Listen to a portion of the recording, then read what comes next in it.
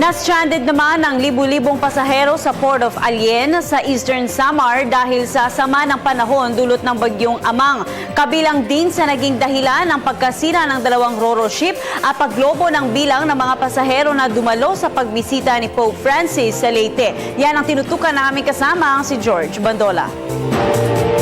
Libong pasahero pa rin ang stranded sa Port of Allen sa Northern Samar. Lahat ng mga ito ay tatawid patungong Matnog, Sorsogon. Karamihan ng mga stranded, mga pilgrims, police, medical personnels, mga regular na pasahero at mga biyahero. Swerte namang nakasakay na at naihatid na ang lahat ng media men ayon kay Allen Samar Councilor Sunny Lim.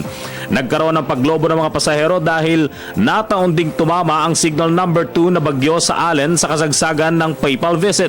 Kaya kahit nauna nang dumagsa mga sasakyan mula sa Tacloban, hindi rin nakaalis sa mga ito dahil hindi pumayag ang Coast Guard na makapaglayag ang kahit anong uri ng sasakyang pandagat. Ikalawa, dahil bumuti ng panahon, dalawa namang ro-ro ship o barges ang sira. At ang ikatlong dahilan ay ang biglaang paglobo ng mga pasahero dahil nga sa mga nagsidalo sa papal visit sa Tacloban at Palo Leyte kumpara sa mga normal na dami ng pasahero at sasakyan sa mga nakarang araw. Nagkakaroon ng stranded dahil sa bagyo. Tatlong bagyo na ang dumaan dito. Glenda, Ruby, at ngayon Amang. Tama, Amang.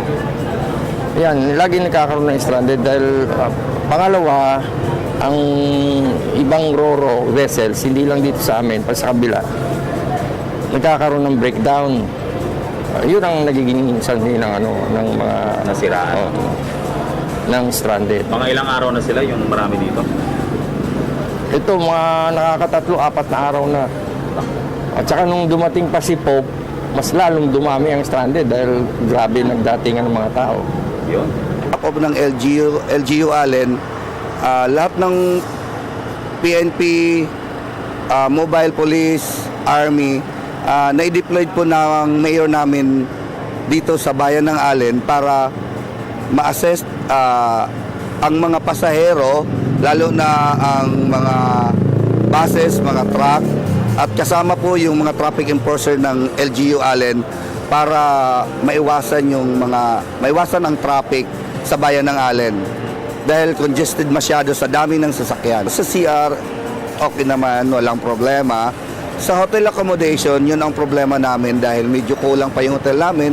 Kaya nga inatasan ng mayor namin ang lahat ng owners ng mga hotel na huwag samantalahin ang presyo ng mga hotel para yung mga pasahero na gustong magpahinga ng maayos sa tamang presyo lang naman. Sabi pa ni Councilor Lim, dati-rati nabibigyan din nila ng kaunting pangkain at kape ang mga stranded, subalit hindi na ito nagagawa ngayon dahil kinuha na raw ng provincial government ang ilang buwis ng port. Gayunpaman, gumagawa pa rin sila ng paraan para maibsan ang nararamdaman ng mga stranded.